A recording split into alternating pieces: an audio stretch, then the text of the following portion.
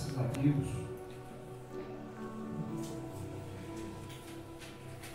Louvado seja o Senhor Jesus. Deus continua abençoando a vida de cada irmão que aqui está, em nome de Jesus. Irmãos, vamos continuar na Epístola aos Hebreus. Nós vamos encerrar hoje capítulo 8 de Hebreus. Nós vamos dar uma volta aqui, uma pincelada por trás, para que a gente possa entender o propósito da carta, ou do capítulo 8. Amém? Graças a Deus. Louvado seja Deus. Nós também louvamos a cada um que está nos assistindo pelo YouTube, pelo Facebook, que o Senhor esteja abençoando a vida de cada um. Eu creio que Deus também tem uma palavra para você. Eu creio que o Espírito de Deus falará contigo de forma grandiosa, em nome de Jesus. Que o Senhor venha fazer uma obra maravilhosa no coração e na vida de cada um, em nome de Jesus. Graças a Deus. Então vamos abrir aqui em Hebreus capítulo de número 8, versículos 7 ao 13,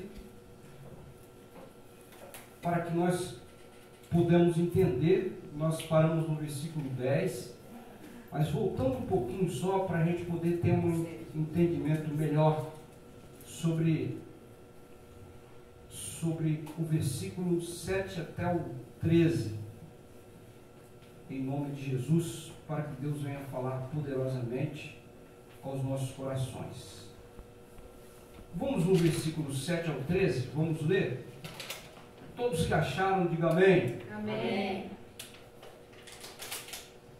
Pois se aquele primeiro fora sem defeito, nunca se teria buscado lugar para o segundo, porque repreendendo-os diz: eis que virão dias, diz o Senhor, em que estabelecerei com a casa de Israel, com a casa de Judá, um novo pacto, não segundo o pacto que fiz com seus pais no dia em que os tomeis pela mão para os tirar da terra do Egito, pois não permaneceram naquele meu pacto, e eu para eles não atentei, diz o Senhor. Ora, este é o pacto que farei com a casa de Israel. Depois daqueles dias, diz o Senhor, porei as minhas leis no seu entendimento e em seu coração as escreverei. Eu serei o seu Deus e eles serão o meu povo. E não ensinará cada um ao seu concidadão, nem cada um ao seu irmão, dizendo: conhece ao Senhor, porque todos me conhecerão, desde o menor até o maior. Porque serei misericordioso para com suas iniquidades, de seus pecados não me lembrarei mais, dizendo: novo pacto ele tornou antiquado primeiro, e o que se torna antiquado envelhece, perto está de desaparecer. Amém? Amém. Graças a Deus. Para a gente poder entender, nós falamos a semana passada sobre os versículos anteriores, para que você venha entender realmente, porque não é fácil interpretar aqui esses versículos que nós lemos aqui, principalmente toda a carta aos Hebreus, né? Para que alguém pudesse escrever a carta aos Hebreus, tinha que realmente conhecer mesmo, e tinha que viver a questão judaica, de toda a obra, tudo aquilo que acontecia na vida dos judeus. Então ele tinha que ter realmente familiarizado com toda a questão da parte do judeu. Então nós podemos ver aqui, principalmente na questão religiosa, nós falamos das 4 comparações do versículo 1 ao 6, né, para que a gente possa entender. Primeiro, Jesus está assentado à direita de Deus, que é o sacerdócio real, ou o sacerdote rei, né? Nós falamos de Jesus como sacerdote e também rei, que não existia nenhum homem na terra como sacerdote e sacerdote e rei ao mesmo tempo. Somente Jesus se colocou como sacerdote e rei. Eu já expliquei para os irmãos. No segundo ponto, Jesus ministra no verdadeiro santuário. Somente Jesus pôde ministrar no verdadeiro santuário, porque o santuário terreno que os levitas ministraram, o sacerdócio, eram uma réplica, era uma sombra, um tipo legal do sacerdócio que Deus mostrou para Moisés, no Monte Sinai.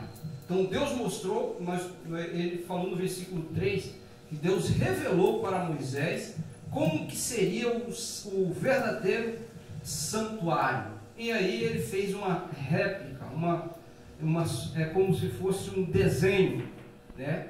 Ele foi como se fosse uma sombra, um tipo do verdadeiro santuário.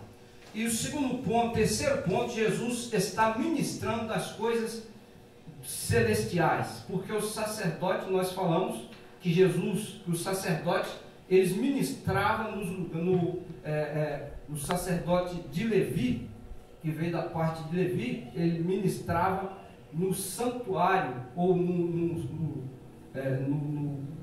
altar, ou no tabernáculo de madeira, né, terreno. Mas aqui Jesus está ministrando de um verdadeiro santuário, que é um celestial, que está nos céus.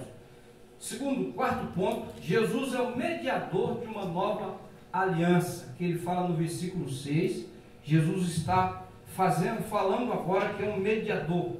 Um mediador é aquele que é um intermediário entre Deus e o homem. Ele medeia entre Deus e o homem. É necessário que alguém viesse entrar com providência para que pudesse trazer uma comunhão de Deus para com o homem. Por quê? Porque o homem pecou contra Deus e foi necessário alguém intermediasse entre o homem e Deus. E esse alguém foi Jesus, porque Jesus não tem pecado nenhum. Então foi necessário Jesus entrasse com essa providência para que Jesus pudesse cumprir todas as exigências da lei, porque a lei exige a total santidade. A lei exige que todos os homens tinham que cumprir toda a lei à risca, ponto por ponto, mas nenhum homem na terra foi achado assim. Por isso que foi necessário Jesus entrar com providência e entrasse se fosse um mediador entre o homem e Deus, ele intercedesse entre o homem e Deus. E nós podemos ver aqui que em Hebreus capítulo 8, versículo 7 ao 13, que nós lemos, fala da aliança como pode ser isso, do novo pacto, essa aliança. Como pode ser essa aliança do novo pacto? Essa nova aliança que Deus fez com o homem. Como pode? Aí ele vai explicar isso aqui no versículo 7 ao 13. Ele vai falar desse novo pacto, dessa nova aliança de Deus e o homem. Porque a velha aliança já passou. E é por isso que é necessário, ele explica isso para o povo de Deus, para a igreja de Deus. Porque a igreja de Deus não pode mais voltar para trás, não pode mais voltar e fazer da mesma forma que os sacerdotes e o sumo sacerdote faziam no Antigo Testamento. Então, nós podemos ver aqui que ele vai falar de que essa antiga aliança seria substituída, que é o segundo ponto, ele vai falar disso, do versículo 7 ao 13, ele vai falar que essa aliança vai ser substituída, porque ela era falha, não que ela era errada, mas ela não era completa. Então, para que essa aliança fosse completa, foi necessário a substituição. Então, nós podemos ver que essa é a profecia de Jeremias, que o próprio Jeremias, ele profetiza isso, que está no capítulo 31, versículo 31 ao 34, ele vai falar sobre essa aliança. Ele pega o gancho aqui de Jeremias, do Antigo Testamento, e vai falar sobre essa aliança, que já havia profetizado no Antigo Testamento, por intermédio de Jeremias. Foi o que nós lemos aqui. Então nós podemos ver aqui que o que é uma aliança? Nós vamos ter que entender o que é uma aliança. Aliança é um acordo, um pacto entre duas partes, que envolve responsabilidade mútua, né, que envolve compromisso mútuos, né? Então isso envolve, é um pacto. Essa aliança é como se fosse um casamento. Tem que ter esse compromisso das duas partes. Então esse compromisso veio da parte de Deus. Deus prometeu para fazer e ele fez. Agora falta a parte também do povo. Lembra que eu falei isso? Falta a parte do povo. Pode ver que lá em Êxodo, nós lemos em Êxodo capítulo 20, versículo 1 ao 5, ele vai falar sobre esse compromisso, tanto de Deus e como do povo também. Nós falamos sobre isso, sobre esse compromisso das duas partes aqui. Isso é muito importante, irmãos. Que se o povo de Deus ele não cumprir a parte dele, vai complicar para a parte do povo de Deus. Porque para Deus, ele sempre cumpriu a sua parte. Mas para o povo de Deus, sempre houve falhas. Mas para que não venha ver essa falha do povo de Deus, então foi necessário Deus fazer algo especial, algo maravilhoso da parte de Deus, para que assim o seu povo pudesse corresponder com essa aliança. Amém? Então isso é muito interessante, irmãos. Nós podemos ver que primeiro, no Antigo Testamento, Deus faz aliança com Abraão, com Isaac e com Jacó. Lembra que eu falei de Isaac, de Jacó, e tanto de Abraão, Isaac e Jacó? Pode ver que Abraão, quando para que Deus pudesse fazer a aliança com Abraão, ele mudou o nome de Abraão, acrescentou o A. Esse A é o de Yahvé, né, que é o tetragrama de Deus, que foi colocado no nome, na vida de Abraão. Pode ver que o próprio Jacó foi mudado para Israel. A palavra é a junção de três palavras aqui, três nomes no nome de Israel: Ish, Ra e El. Quer dizer, El quer dizer Deus, Ra quer dizer povos e Ish quer dizer homem. Lembra que quando Deus colocou o nome de Adão, colocou o nome Ish, quer dizer homem. Lembra que eu falei Ish? Isha. Isha é mulher e Ish é homem. Então foi dado, por isso que é chamado Israel, quer dizer Deus, Ra quer dizer povos, exército, e o Ish, que é o homem, que vem também de príncipe, que é o príncipe do exército de Deus. Então por isso foi mudado o nome, para que essa aliança não mais quebrasse, mas que essa aliança fosse eterna. Mas para que essa aliança pudesse ser eterna, foi necessário vir um mediador, que é Jesus. É por isso que ele vai falar aqui. Quem está me entendendo, diga amém. Quem está me ouvindo, diga amém. Segundo, da parte de Deus, ele iria abençoar o seu povo. Ele iria dar a lei. Pode ver que Deus, ele abençoou o seu povo. Ele deu a lei de Moisés para que o seu povo pudesse conhecer a Deus, para que o seu povo pudesse entender sobre a mente o propósito de Deus. Por isso foi necessário que Deus desse a sua lei para o seu povo. Então, isso é muito grandioso da parte de Deus, que Deus se revelou através da Torá, da lei de Moisés. Então, ele vai falar aqui. Terceira parte, da parte do povo, que eles adorariam somente a Deus. Lembra que eu falei de Êxodo 20? E o próprio Deus falou que era necessário, não teria outras imagens de semelhantes, nem em cima no céu, nem embaixo da terra. E que Deus requereria do seu povo adoração somente para Ele. Que o povo de Deus estivesse voltado somente para Deus. Se o povo de Deus e Deus fosse do seu povo, Deus escolheu um povo para Ele. E esse povo tinha que ter somente Deus para ele também. E esse Deus é o Deus dos céus e da terra. Pode ver que Deus, lá no Egito, Deus, ele fez uma grande obra no Egito, mandou as 10 pragas, para desfazer, para dizer que ele é superior a todos os deuses que os egípcios adoravam. Ele está acima de todos os deuses. Por isso que ele falou assim, somente a mim adorai. Somente Deus, somente Deus acima de todas as coisas e acima de todos os deuses. Amém? Quem estão me ouvindo, diga amém. Amém. Então, pode ver que toda aliança tem um símbolo. Lembra que nós falamos da simbologia da aliança? No Antigo Testamento havia esse símbolo.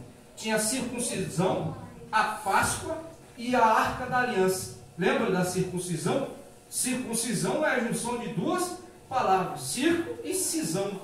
Cisão é um corte, círculo é um corte em círculo, né? Era uma cirurgia que era feita na criança que era nascida em 8 dias. Aí era feita essa cirurgia, que era uma marca de Deus para com o seu povo. É como se fosse hoje o batismo. É uma marca. O povo de Deus tinha que ter essa marca.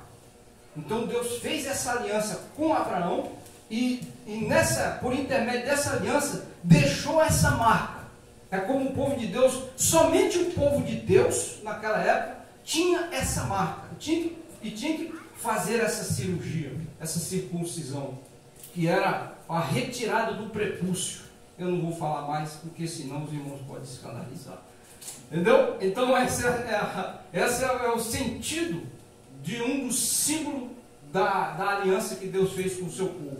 E a Páscoa, lembra que nós falamos a Páscoa? A palavra Páscoa significa kippor, ou pechar, quer dizer passar por cima, poupar-se. Então Deus, através do cordeiro do animal, teve que imolar o animal, tirar o sangue, colocar nos umbrais das portas, para que à meia-noite o anjo da morte vinha e não entrava dentro da casa, para que pudesse poupar o povo de Deus. Então o sangue, o poder do sangue tinha poder para desfazer, tinha poder para desfazer o poder da morte. Então essa morte está, quando chega na igreja, o Cordeiro de Deus que tira o pecado do mundo, essa morte significa o quê? A separação do povo, a separação do homem para com Deus. O homem está separado de Deus. Isso é uma morte. A morte é separação. Quando o homem morre, ele separa o espírito do corpo. Quando o homem morre espiritualmente, ele separa de Deus. Isso é uma morte. Morte é separação. Então, para Deus unir o homem novamente para com Deus, teve que ter essa intermediação, essa mediação entre Deus e o homem. Essa mediação, quem entra nessa mediação aí? Jesus. Ele entra no meio.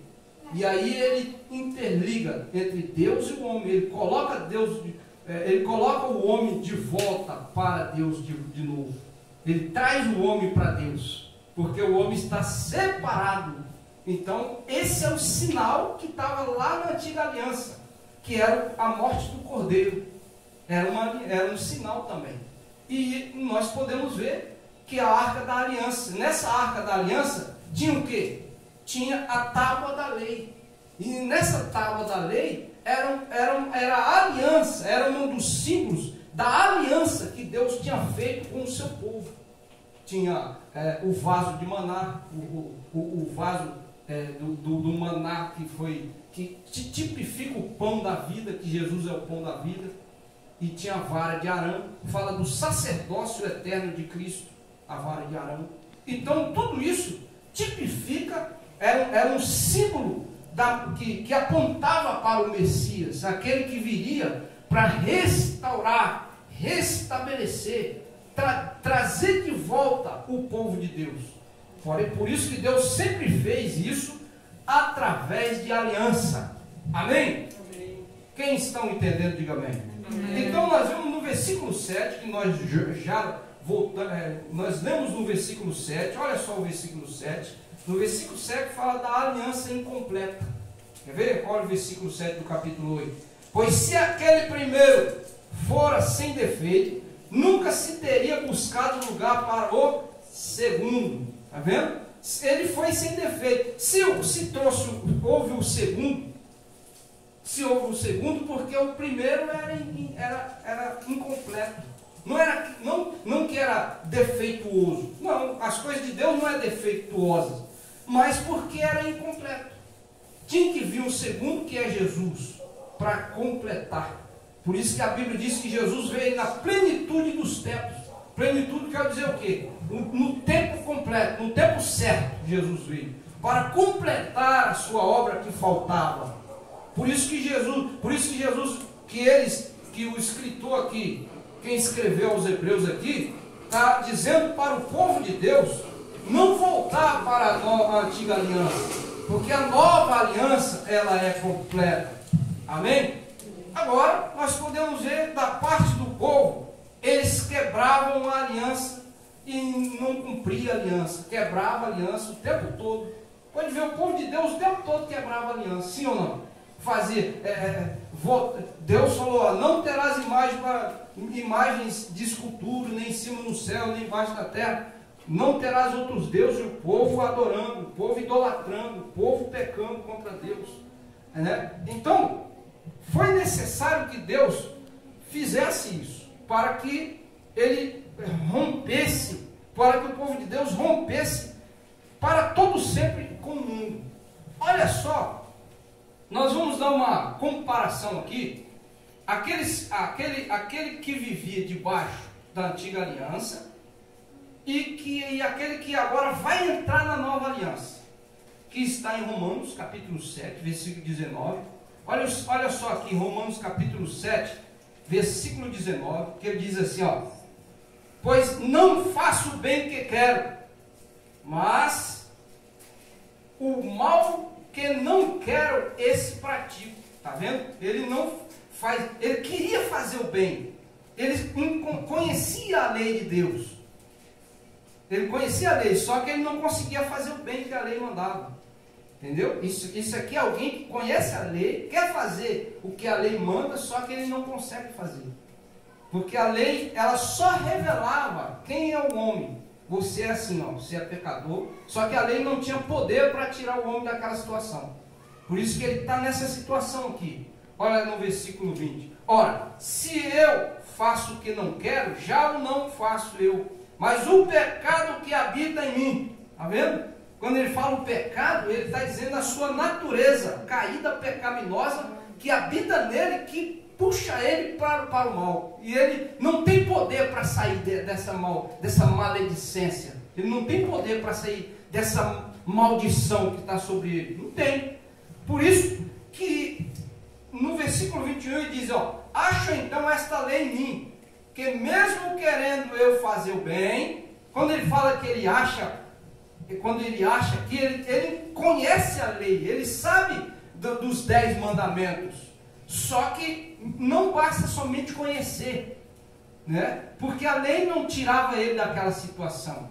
Olha aqui, aí ele continua dizendo, o mal, acho então essa lei em mim, que mesmo querendo eu fazer o bem, o mal está comigo. A maldição está comigo. Eu não consigo fazer o bem. E no versículo 22, porque segundo o homem interior, tenho prazer na lei de Deus.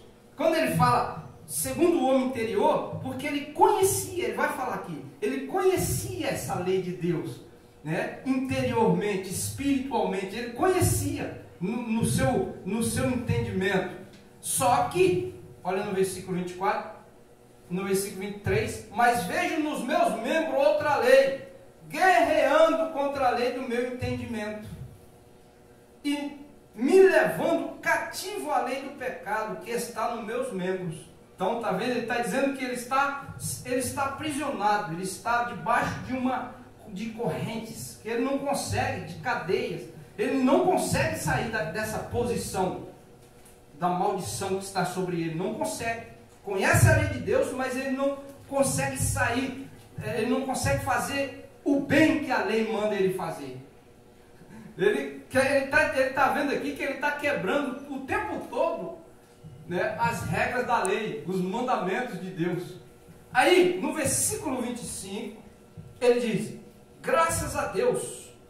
No versículo 24, miserável homem que eu sou, quem me livrará do corpo desta morte? Quando ele fala corpo de morte, essa palavra corpo de morte significa a natureza caída que o homem está, a sua posição espiritual. Ele está caído, ele está longe de Deus, ele está separado de Deus. Bem, ele está separado. É por isso que ele está aqui dizendo, quem me livrará dessa situação, desse corpo da morte, dessa natureza pecaminosa que eu estou, nessa situação que eu estou? Quem que pode me livrar disso? Aí ele vai dizer aqui no versículo 25, ó, graças a Deus por Jesus Cristo nosso Senhor. Está vendo? Então ele está agradecendo a Deus por alguém tirar ele dessa situação. E esse alguém é quem? Jesus. Então aqui é o quadro da pessoa que está debaixo da lei. Ele está debaixo de maldição. Ele não pode sair. A lei não dá poder para ele sair dessa situação. Agora no capítulo de número 8, já é a lei do Espírito. A lei do Espírito, olha como que é. Versículo 1. Portanto agora, nenhuma condenação há para os que estão em Cristo Jesus. Está vendo? Não está mais debaixo de condenação. Por quê? Porque está debaixo da graça de Deus. Está em Cristo Jesus. Está debaixo dessa nova aliança. Isso é maravilhoso. No versículo 2, ó, porque a lei do Espírito da vida em Cristo Jesus te livrou da lei do pecado e da morte. Está vendo? A lei de Cristo Jesus, ela é a lei de vida, porque ela te livrou do pecado, ela te livrou da morte, da separação de Deus. E Deus te trouxe de volta, lembra? Então essa é a nova aliança. E no versículo 3 diz, porquanto que era impossível a lei, está vendo? A lei era impossível de salvar o homem, não tinha como salvar. A lei tem lá, não matarás, não roubarás, não adulterarás, todas as leis lá. Mas essas leis aí, ela mostrava que o homem era um adúltero, um pecador, só que não tinha poder para tirar. Por isso que ele fala no versículo 3, ó, porquanto o que era impossível a lei, visto que se achava fraca pela carne. Quando ele fala fraca, não que a lei em si é fraca, não, a lei de Deus é forte, é santa, é boa. Mas não, ele não está falando da lei, ele está falando da situação do homem que está aqui, no versículo 3, ó. Porquanto que era impossível a lei, visto que se achava fraca pela carne. Ou seja, a lei não tinha poder para salvar o homem. A carne aqui é a natureza do homem, a situação que o homem está. Aí ele está dizendo, Deus enviando o seu próprio Filho, está vendo? Ó, enviando o seu próprio Filho em semelhança da carne do pecado, por causa do pecado, na carne, condenou o pecado. Aí, para encerrar, para que a justa exigência da lei se cumprisse em nós, que não andamos segundo a carne, mas segundo o Espírito. Tá vendo? Então essa lei, para que essa exigência pudesse cumprir, com que exigência é essa? Toda lei, não matarás, não roubarás, não adulterarás, todas as leis, para que ela pudesse ser cumprida, tinha que o mediador entrar aqui, Jesus Cristo. Por isso que ele fala, miserável homem que sou, quem me livrará do corpo dessa morte?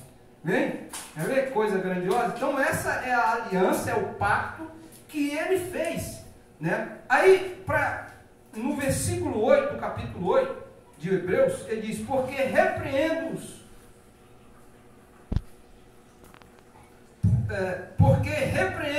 diz, eis que virão dias, diz o Senhor, em que estabelecerei com a casa de Israel, com a casa de Judá, um novo pacto. Está vendo? Esse novo pacto é com Cristo. No versículo 9 diz, não segundo o pacto que fiz com seus pais, no dia em que eu os tomei pela mão para os tirar da terra do Egito, pois não permaneceram naqueles meus pactos. Eu para eles não atentei, diz o Senhor. Quer dizer, eles quebraram o pacto de Deus. Então Deus teve que virar as costas para eles, e eles serem amaldiçoados. No versículo 10 diz: ora, este é o pacto que farei com a casa de Israel, depois daqueles dias, diz o Senhor, porei as minhas leis no seu entendimento. Agora é o novo pacto. Esse novo pacto começa no versículo 9 aqui, ó, no versículo 10 aqui, ó. Eu vou colocar no entendimento de vocês, aí ele diz, e em seu coração as escreverei. Eu serei o seu Deus e eles serão, agora sim, agora vocês vão ser o meu povo e eu serei o seu Deus. Agora eu vou ser o Deus de vocês e vocês vão ser o meu povo. Por quê? Porque eu vou tirar lá de fora, externamente, e colocar para dentro do coração. Agora eu vou colocar no coração agora. Agora eu vou fazer uma circuncisão espiritual. Eu vou fazer uma cirurgia espiritual. Vou abrir o coração de vocês e colocar dentro do coração de vocês o meu entendimento. Agora vocês vão agora, é como ele está dizendo, agora eu quero ver se vocês não vão me servir de verdade. Ele vai colocar esse espírito, lembra no capítulo 8 de Romanos, é a lei do espírito, essa lei é a lei de vida. O espírito vai penetrar na vida do homem, vai manifestar o poder de Deus na vida do homem. Então isso é muito importante para nós. Agora no versículo 11 ele diz, no versículo 11, e não ensinará cada um ao seu concidadão, nem cada um ao seu irmão, dizendo, conhece o Senhor? Porque todos me conhecerão, desde o menor até o maior. Então ele está dizendo aqui que Deus vai trazer essa revelação que não vai precisar mais ensinar para o irmão. Não que ele não vai ensinar, a palavra vai ser pregada e a pessoa vai entender. Igual eu estou pregando aqui e você está entendendo a palavra. Agora, dessa forma que eu estou pregando aqui, se eu falar para um mundano aí, ele não vai entender nada. Ele não vai saber de nada. O que você está falando, pai? Você está falando aí de aliança aí? A pessoa não entende céu, inferno. Que é isso, pai? O arrebatamento. As pessoas não sabem, não entendem. Somente o povo de Deus. Por isso que Deus revela isso. As pessoas, o povo de Deus, eles esperam a vida de Jesus. Sim ou não? Isso é a revelação de Deus. Deus coloca isso dentro do coração do homem. Ele dá a lei não está lá no lado de fora mais. Ela está do lado de dentro, a lei de Deus. No coração, no entendimento do homem. Ele agora sabe. Ele vem buscar a Deus porque o Espírito de Deus impulsiona ele a fazer isso. O Espírito de Deus está dentro do coração do homem. Por isso que ele vem buscar, adorar. Ele lê a palavra de Deus, ele procura. A palavra de Deus vai revelando no coração dele. Aí no versículo 12, porque serei misericordioso para com suas iniquidades e de seus pecados não me lembrarei mais. Eu vou tirar, eu vou ser bom para com vocês. Eu vou tirar o... Por que ele fala que o pecado não lembra mais? Porque naquela época, na aliança antiga, na antiga aliança, era necessário o cordeiro morrer uma vez por ano, o tempo todo tinha que morrer. Um ano morria, o outro ano morria de novo. Tinha que sempre matar animal para propiciar aplacar a ira de Deus. Mas a partir de agora, não, o Cordeiro de Deus só morreu uma vez só. Jesus morreu só uma vez. Ele não precisa morrer mais vezes. É por isso que ele está falando aqui. Aí no versículo 13 ele diz, dizendo, novo pacto, ele tornou antiquado o primeiro. E o que se tornou antiquado envelhece, perto está de desaparecer. Essa palavra perto está, não é que perto está de desaparecer, que realmente desapareceu. Se tornou obsoleto, se tornou algo antiquado, se tornou ultrapassado a lei passada. A lei passada não precisa mais a antiga aliança. Agora entrou uma nova aliança. Entendeu? Por isso que quando veio a segunda aliança, que é com Cristo, a antiga se tornou antiquada. É isso que ele está falando. A antiga se tornou obsoleto, se tornou algo ultrapassado, não precisa mais. Entendeu? Não, a gente não precisa mais voltar lá atrás. O que vocês estão voltando de novo para a antiga aliança? Sendo que vocês agora têm a nova. E essa nova aliança, ela é melhor do que a antiga. Porque a antiga ela é somente uma sombra. Mas agora não, agora o próprio Jesus é um antítipo da aliança. Tem um tipo, O tipo é como se fosse um desenho, e o antítipo é o verdadeiro. É como eu desenhar a irmã Cristiane aqui, tem um desenho aqui. Isso é o tipo da irmã. Agora, o antítipo é o quê? É a irmã mesmo. Então, qual é o melhor? É o desenho da irmã ou é a irmã? Né? Então, é isso que estava acontecendo. Ele está dizendo, não, Jesus, o que passou, a antiga aliança é só um desenho. Mas agora não, o verdadeiro está aqui, ó, Jesus. Ele é o nosso Salvador. Ele está aqui para nos salvar, para nos restaurar, restabelecer a nossa vida com Deus. A nossa vida agora está com Deus agora, em Jesus. Olha que coisa maravilhosa. A partir do momento que você está em Cristo Jesus, você agora está seguro. Você agora está salvo. Você não tem mais separação. A sua vida não se separa. Você não precisa matar mais animal para propiciar seus pecados. A partir de Cristo agora, você agora é uma nova criatura. Romanos capítulo 8. O Espírito de Deus se manifestou na sua vida de forma tremenda e completa. Aleluia. Quem entendeu, diga amém. Amém. Então esse é o sentido da aliança, da nova aliança com Deus, a nova aliança. Então isso é maravilhoso. É isso que ele explicou aqui para a igreja. A igreja, eles estavam desistindo, estavam voltando. Lembra? Agora, para nós encerrarmos, você lembra, muitas pessoas, elas sempre buscam símbolos de Israel, areia de Israel para receber a bênção, o shofar, o kippah, que ele coloca aqui na cabeça, um monte de coisa de Israel, sendo que não tem mais necessidade. A arca, eu já vi igrejas pegando a arca da aliança, dizendo que a arca da aliança, trazendo para dentro da igreja, todo mundo adorando, todo mundo que tocasse na arca recebia a bênção. É pura mentira, irmãos. Porque a aliança, hoje a nova aliança é Cristo. A nossa vida agora está em Jesus. Jesus é maior do que todas as coisas. Não precisa mais nada dessas coisas. A partir de Cristo agora, nós somos mais do que vencedores. Quem crê, diga amém.